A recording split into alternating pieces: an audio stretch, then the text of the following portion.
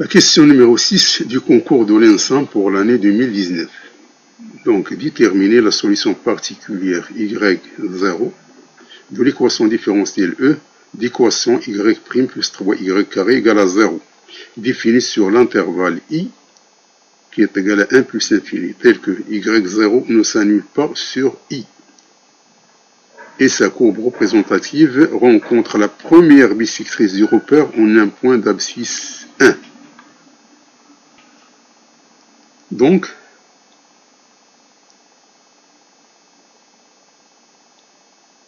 quel que soit x appartenant à i, qui est égal à 1 jusqu'au plus l'infini, l'équation de E, c'est y' plus 3y carré égale à 0.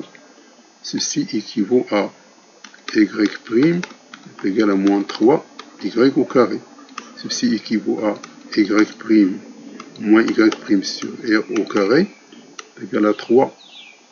Ceci équivaut à 1 sur y' égal à 3. Ceci équivaut à 1 sur y qui est égal à 3x plus une constante. Cela équivaut à y est égal à 1 sur 3x plus la constante c.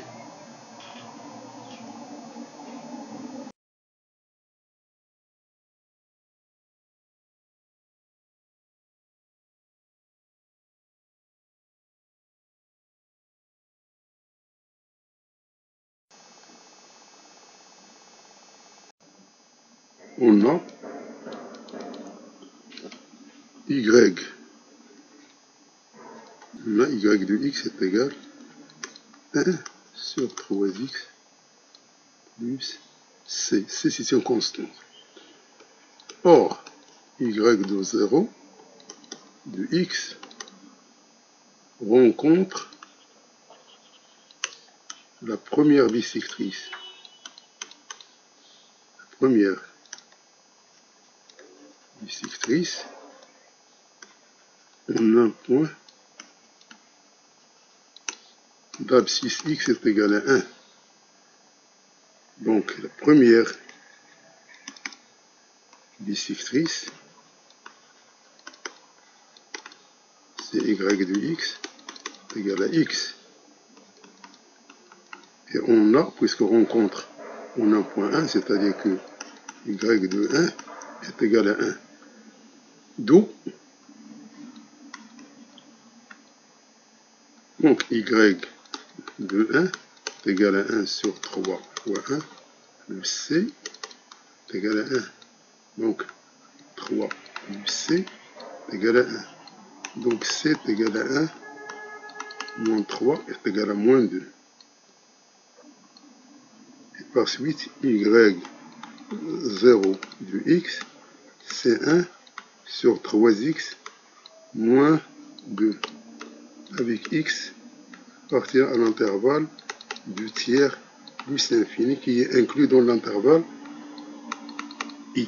Donc voici la réponse de la 6e question du concours de l'ENSAM pour l'année 2019.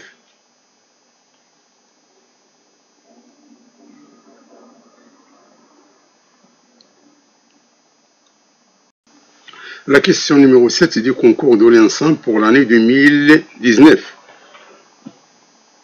Dans l'espace menu d'un repère orthonormé direct d'origine O, on considère la sphère S d'équation cartésienne x carré plus y carré plus z au carré plus 2x moins 4y égale à 0 et le point A de coordonnées 2, 1, 0.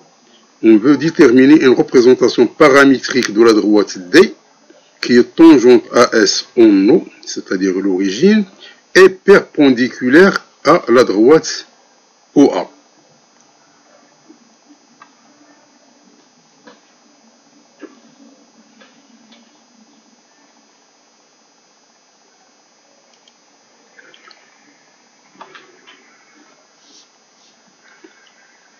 Donc d'abord, il faut trouver l'équation de la sphère, c'est-à-dire déterminer son centre et son rayon. on a S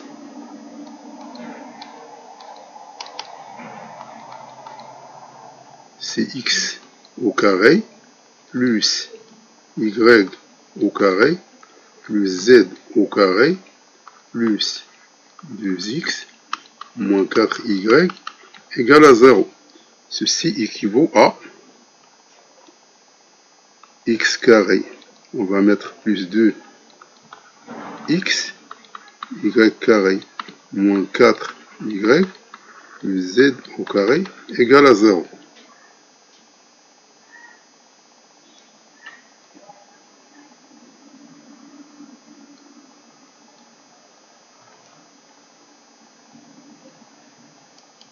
Ceci équivaut à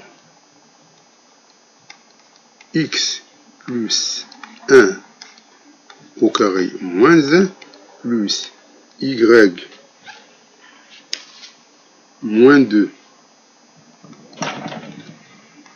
au carré moins 4 plus z moins 0 au carré égale à 0. Soit x plus 1 au carré plus y moins 2 au carré plus z moins 0 au carré moins 5 égale à 0. Soit x plus 1 au carré plus y moins 2 au carré plus z moins 0 au carré est égal à 5. Donc ça c'est la sphère. Donc S a pour centre oméga moins 1 de 0 et de rayon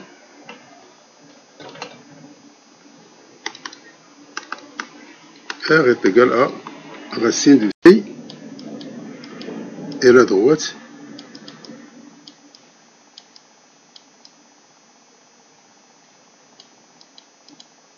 tangente.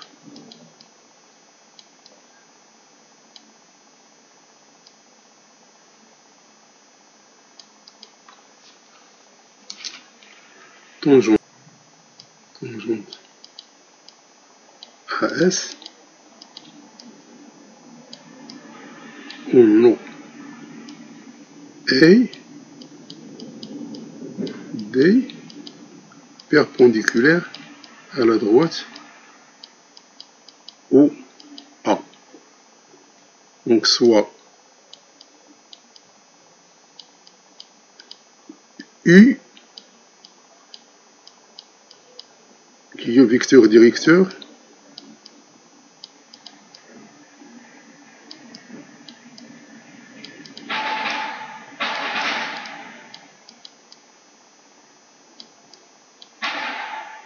de D.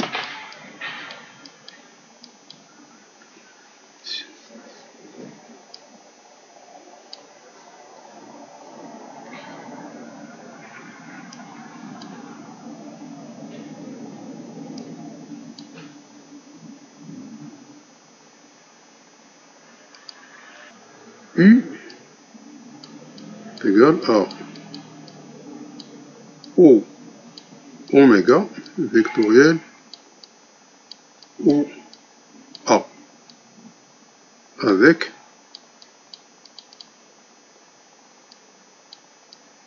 O A de coordonnées 2, 1, 0, 2, 1, 0 et oméga de coordonnées moins 1, 2, 0. Donc U égale à moins 1, 2, 0, produit extérieur, 2, 1, 0.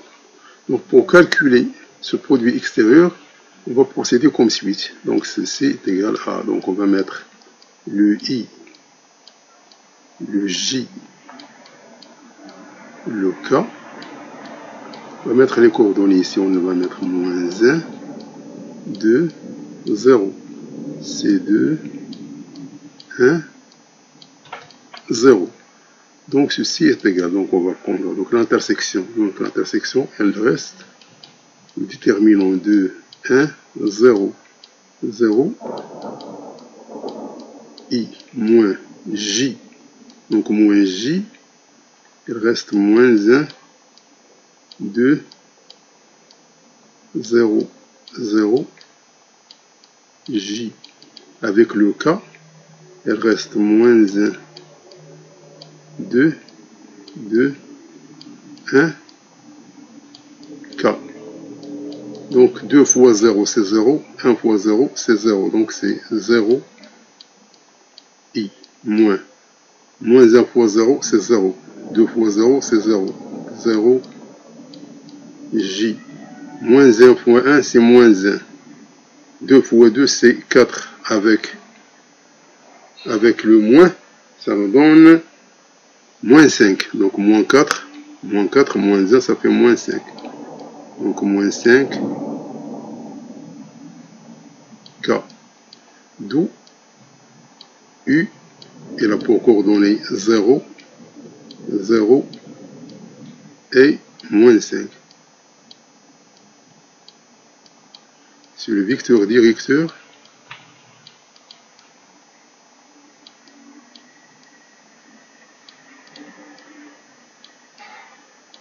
de la droite D.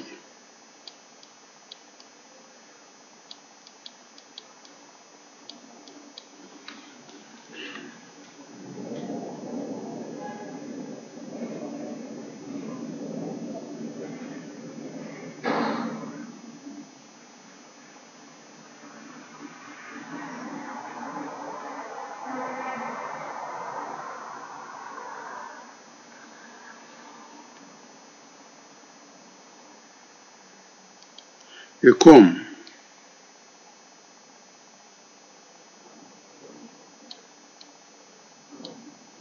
D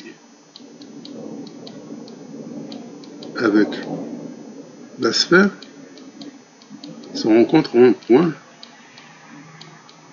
O, c'est-à-dire que D passe par O. Donc D passe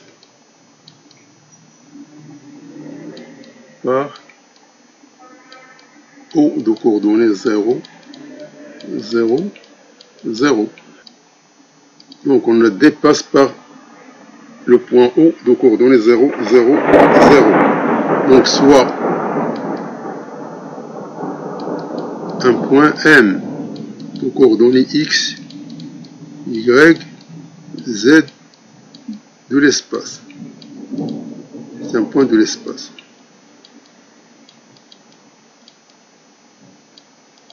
Donc M, X, Y, Z, pour qu'il appartient à la droite D, il faut que OM soit égal à T, U.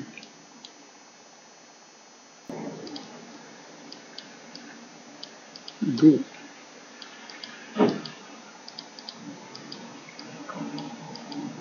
D,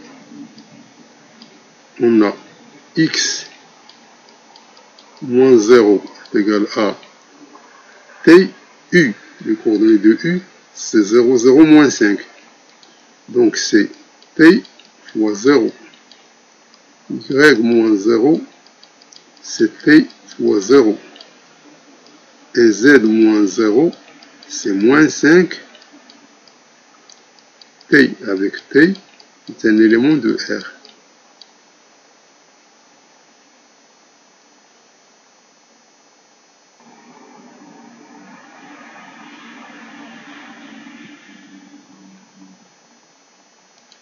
Donc D, la représentation paramétrique de D,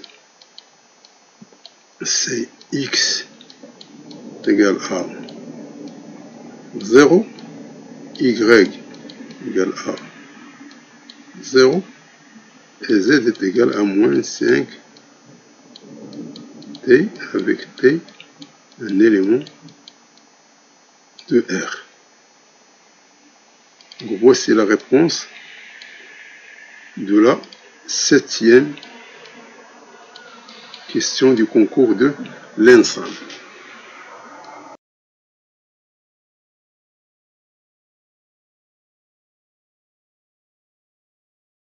Question numéro 8 du concours de l'ENSAM pour l'année 2019. On lance 3 fois successives sur un cible fixe. Les probabilités d'intercepter le cible au premier, deuxième et troisième essai sont respectivement 0,4, 0,5 et 0,7. Quelle est la probabilité d'intercepter le cible au moins une fois durant les 3 essais?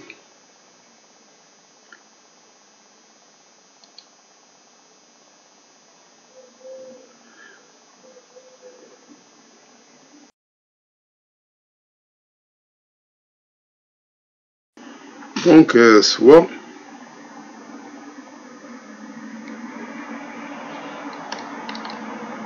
un 1,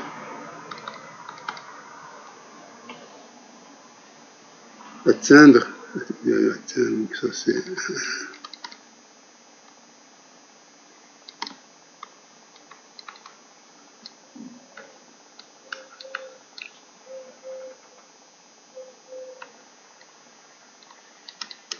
lancer. A2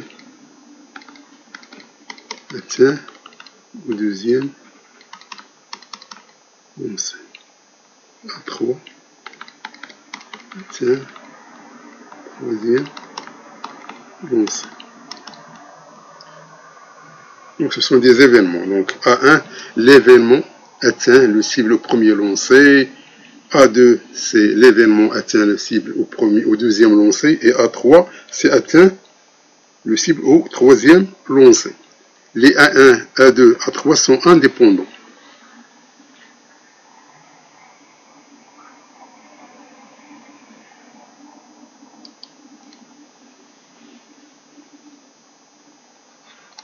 A1, A2, A3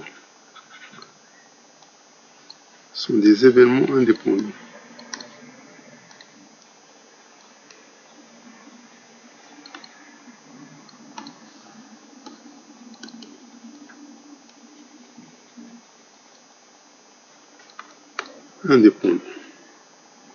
Donc soit P, probabilité d'atteindre le cible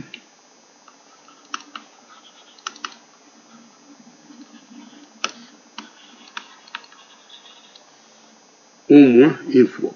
Au moins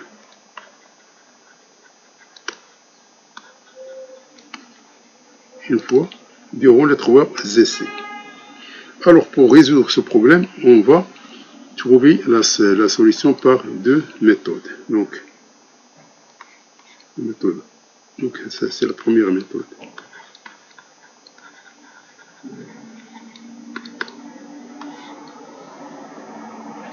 Donc avec la première méthode, donc on a donc P de A1 union A2 union A3, ça c'est P de A1 plus P de A2 plus P A3 moins P de A1 impair A2 moins P de A1 impair A3 moins P de A.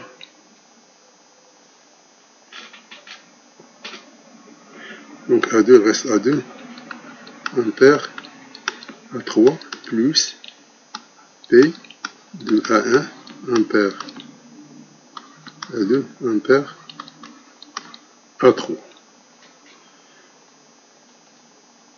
Et puisque les événements sont indépendants, A1 A2 et A3 sont indépendants.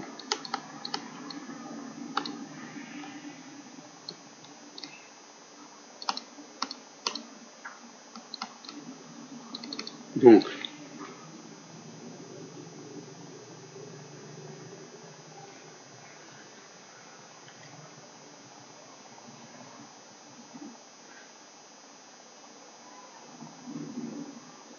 c'est ça l'événement au moins. C'est la réunion. O, c'est O. L'intersection, c'est E.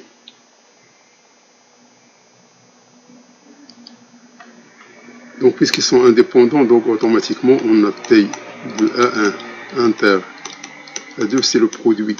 C'est P1, A1 qui multiplie P A2. P de A1 inter.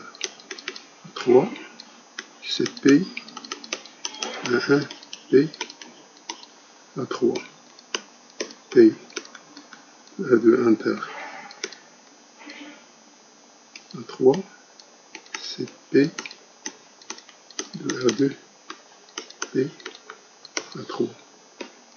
Et P de A1 A2 A3, c'est P A1 P A2 P A3.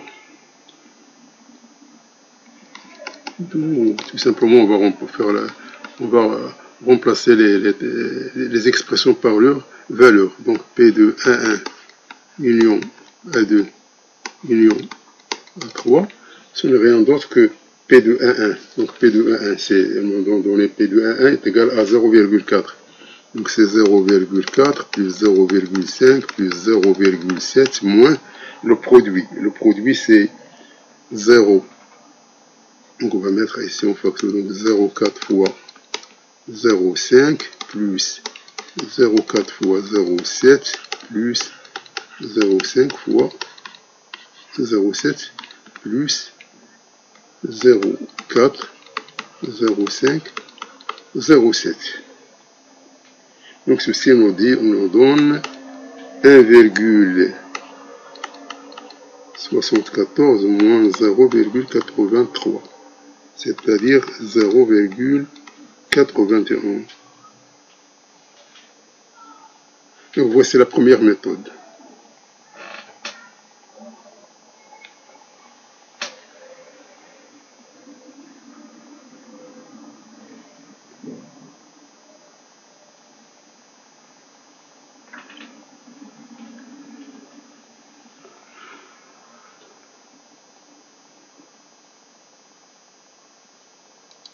Donc avec la deuxième méthode, donc P méthode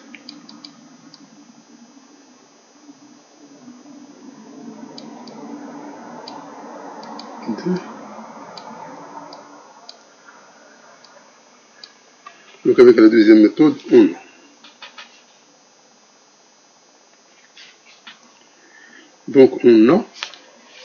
tout simplement, on va essayer de voir donc P. Donc on a P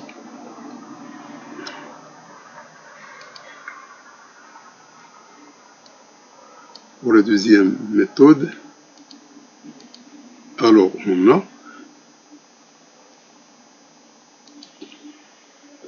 a P de A1 union A2 union A3 est égal à 1 moins P de A1 union A2 union A3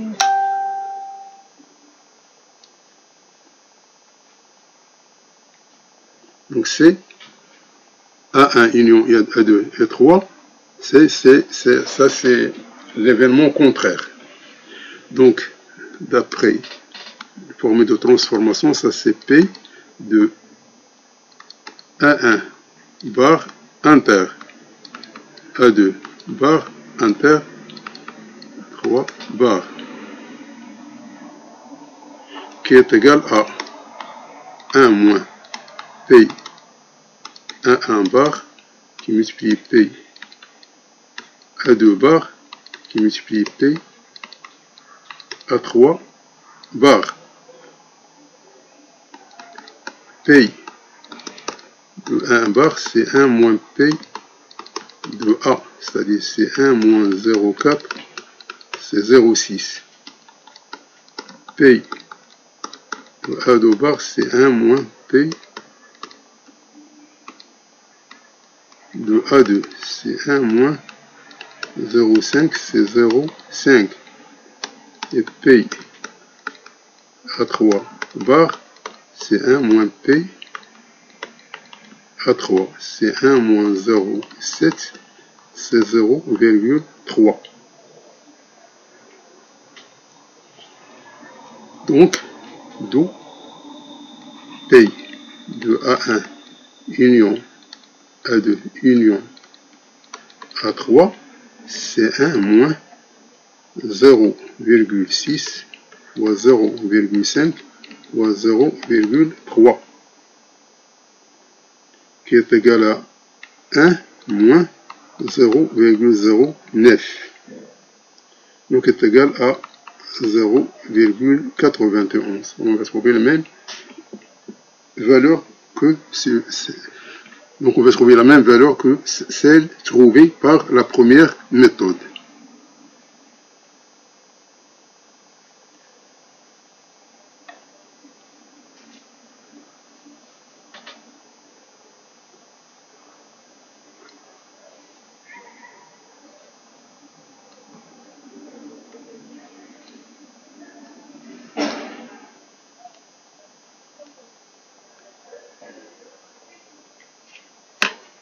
Donc voici la réponse de la question numéro 8 du concours de l'ENSAM pour l'année 2019.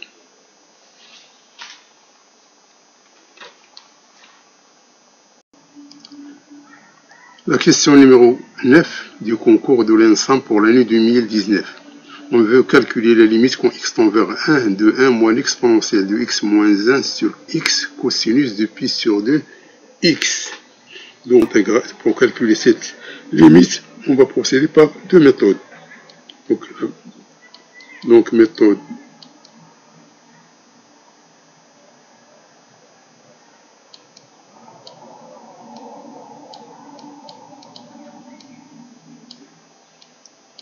donc on sait que la fonction x 1 moins e x moins 1 est dérivable. Dérivable, donc sous-entendu, elle est continue.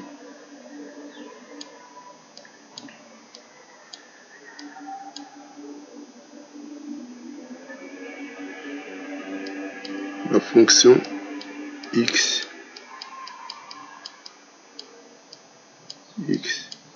cosinus pi sur x est dérivable sur son domaine de définition. Donc c'est parce qu'il faut que cosinus pi sur 2, x doit être différent de 0. Donc il est dérivable sur il est dérivable sur d. Avec d, ça c'est dérivable sur r. Et ça sur d, c'est l'ensemble des x appartenant à r, tel que x est différent de 0 et pi sur 2 x va être différent de pi sur 2 plus k pi.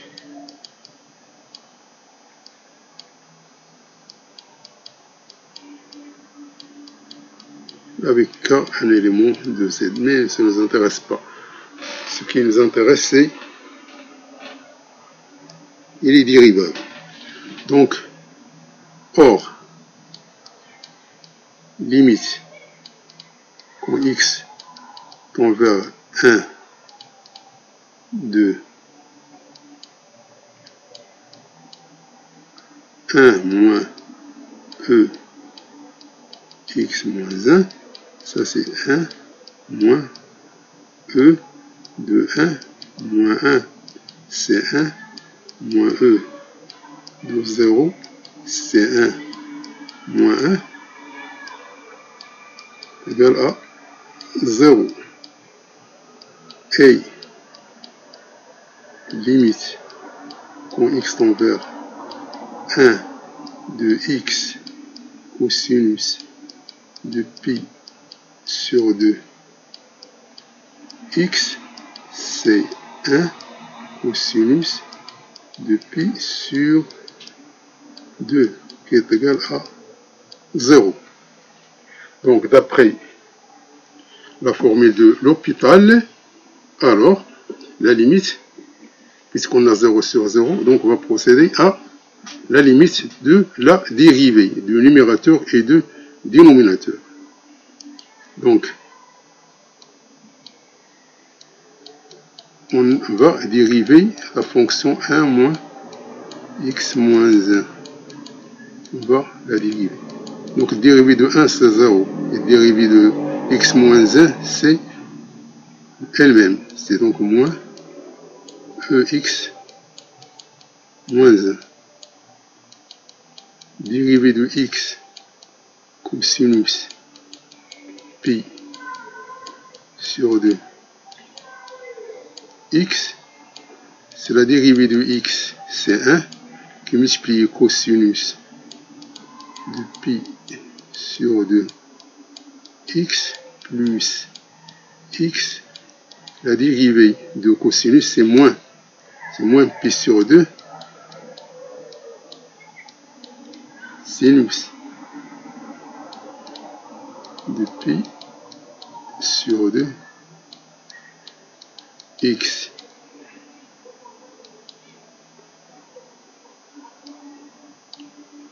Donc limite quand x tend vers 1 de moins e x moins 1, c'est moins 1 moins 1, c'est moins e 0, c'est moins. Lorsqu'on remplace donc limite quand x tend vers 1 de cette expression là de cosinus de pi sur 2 x plus x de moins pi sur 2 sinus de pi sur 2 x. Donc ça on remplace par 1. Ça c'est cosinus de pi sur 2. C'est-à-dire c'est 0. Et ça nous donne 1 moins 1. Ça c'est moins pi sur 2. Lorsqu'on remplace par 1, c'est sinus de pi sur 2. C'est sinus de pi sur 2. Et sinus de pi sur 2, c'est 1. Donc il reste moins c'est pi sur 2. Donc il reste ici pi sur 2. Donc ça c'est moins c'est pi sur 2 ici. Ça c'est pi sur 2, donc est égal à moins pi sur 2. Donc est égal à moins pi sur 2. D'où limite quand x tend vers 1 de 1 moins e x moins 1 sur x cosinus de pi sur 2 x. Donc c'est moins 1 sur moins pi sur 2. Donc c'est 2 sur pi. Donc par la première méthode, donc la limite est égale à 2 sur pi. Car tout simplement, on a, au lieu de calculer les limites de la fonction 1 moins e moins x sur x cosinus de pi sur 2, on a calculé les limites de la dérivée du numérateur sur la dérivée du dénominateur. C'est ça ce qu'on appelle la formule de L'Hopital. Donc est égal à 2 sur pi. Donc avec la première méthode, on a trouvé que la limite est égale à 2 sur pi.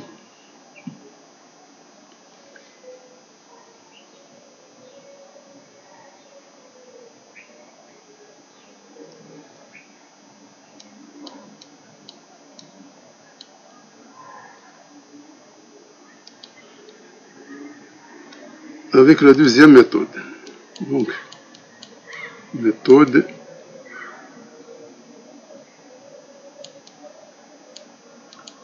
de on a limite quand x tend vers 1 de 1 moins l'exponentielle de x moins 1 sur x cosinus de pi sur 2 x égale à moins e x moins 1 sur x qui multiplie 1 sur cosinus de pi sur 2 x. Maintenant, on va faire un changement de variable. On va donc posons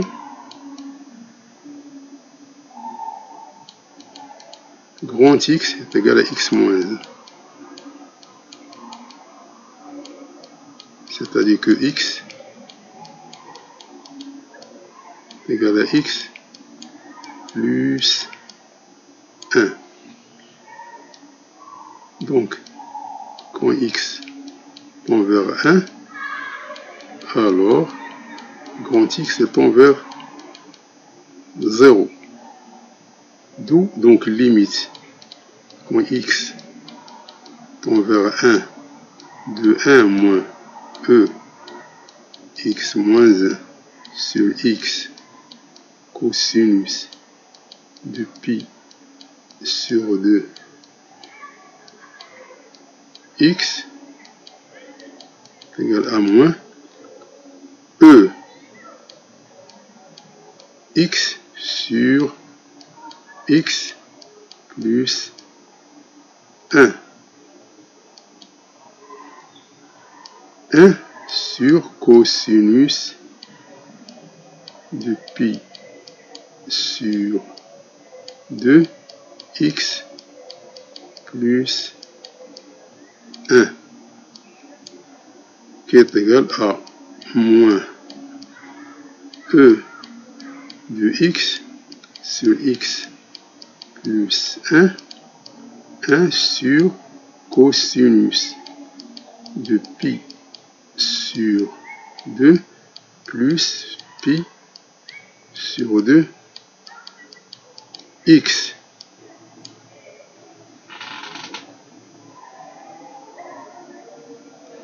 Ici j'ai oublié un moins 1 ici parce qu'il y a moins 1.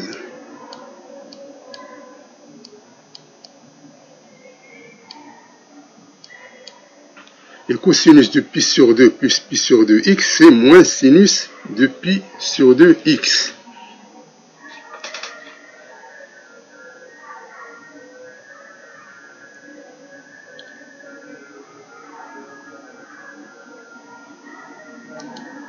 Donc limite quand x tend vers 1 de 1 moins x moins 1 sur x cosinus de pi sur 2 x. Oh.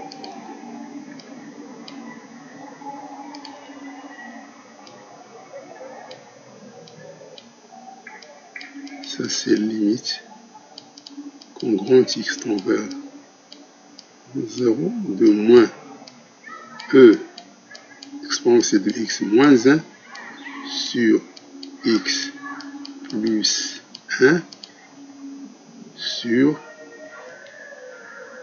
1 sur cosinus de pi sur 2 plus pi sur 2 grand X.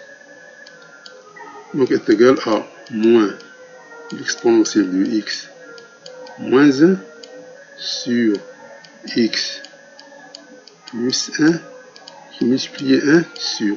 Ça, c'est moins sinus de pi sur 2 X.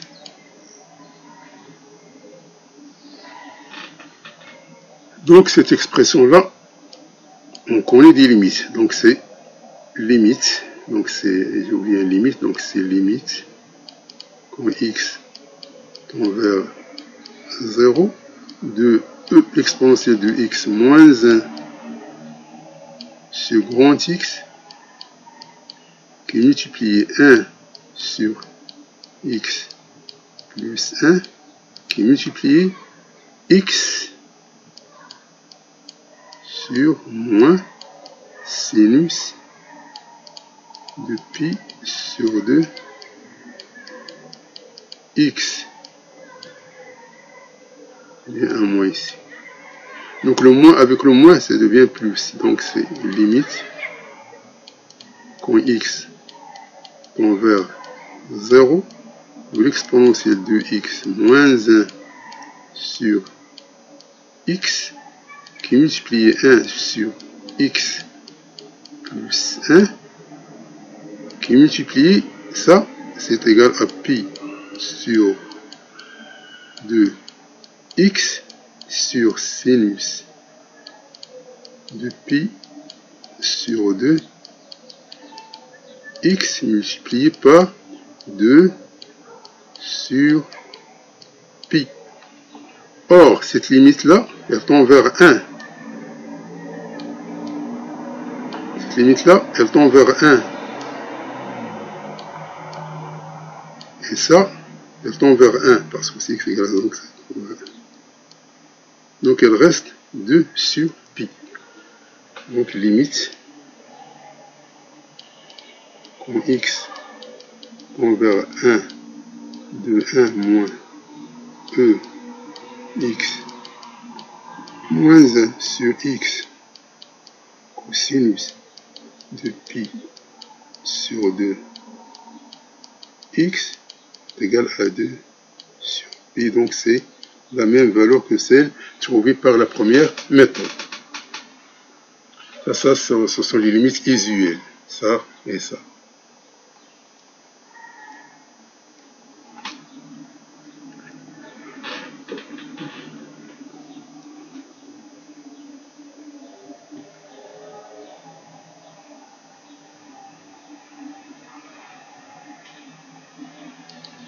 Donc,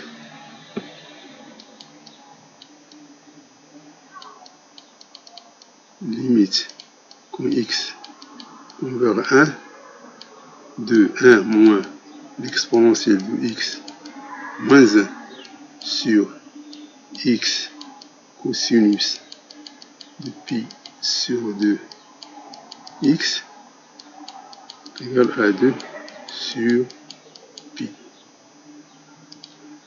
Pour les concernant les limites, on a limite quand x tend vers 0 de e de x moins 1 sur x égale à 1. On a limite quand x tend vers 0 de x sur sinus x, c'est limite quand x tend vers 0 de sinus x sur x est égal à 1. Ça, c'est ce qu'on appelle les limites usuelles. Donc, c'est connu tout simplement avec dérivation pour y trouver ces valeurs-là.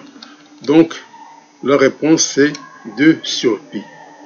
Donc, voici la réponse de la 9e question du concours de l'ENSAM pour l'année 2019.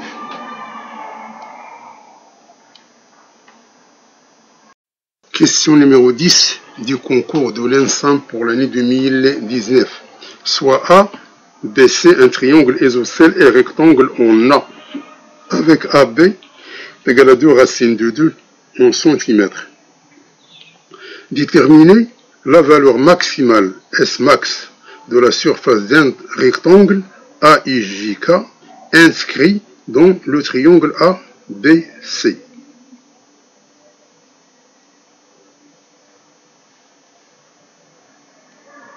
Donc on a un triangle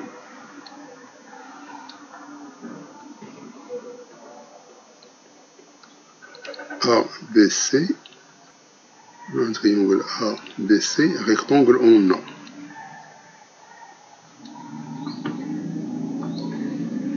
On a A,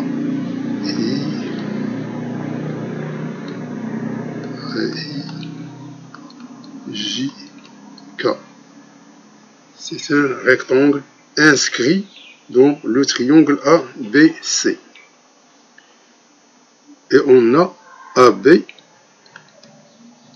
égal à AC, car ABC est isocèle.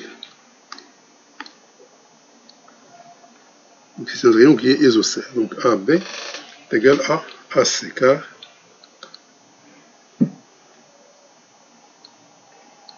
le triangle ABC est isocèle. Donc on a I, on a I appartenant à AB, au segment AB. On a J appartenant à ABC. Et on a K appartenant à AC. Et on a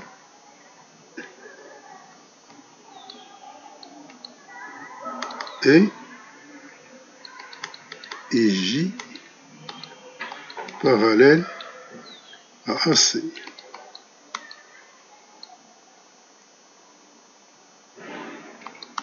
De même, JK parallèle à AB, car ça c'est un rectangle.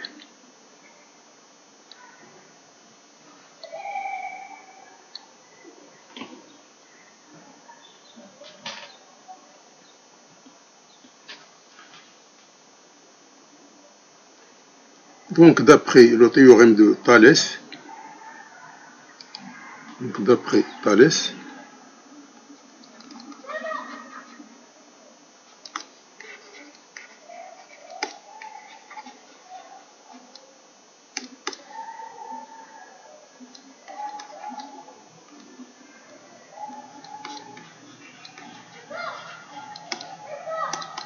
donc on aura AI sur AB est égal à AK sur AC est égal à IJ sur AK. Et comme AB est égal à AC, ce qui nous intéresse, c'est les deux premiers termes. Or, AB est égal à AC entraîne AI est égal à AK. Or, AI, ce n'est rien d'autre que JK. Et AK, ce n'est rien d'autre que IJ. D'où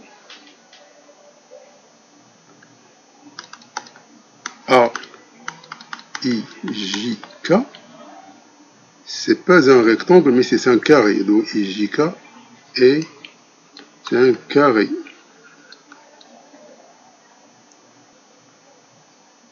Et par suite,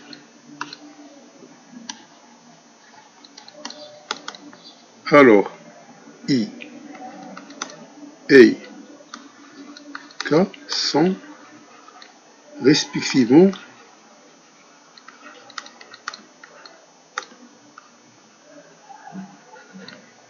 du milieu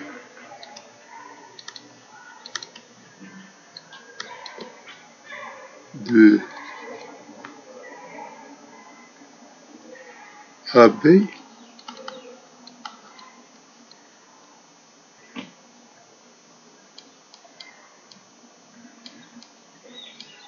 AC.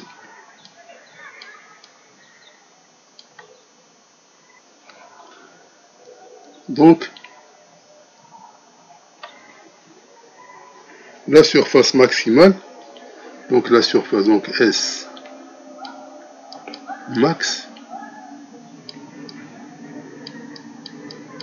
c'est côté pour côté, c'est-à-dire c'est A, K, A, I, c'est-à-dire c'est AB sur 2, qui multiplie AC, AC c'est AB.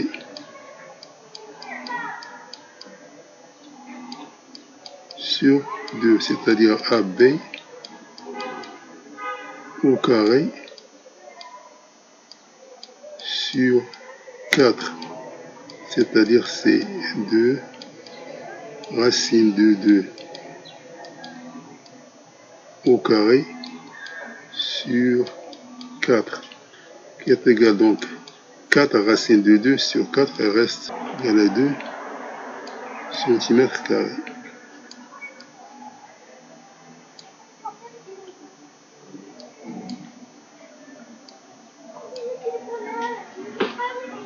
Donc voici la réponse de la 10e question du concours de l'ensemble pour l'année 2019.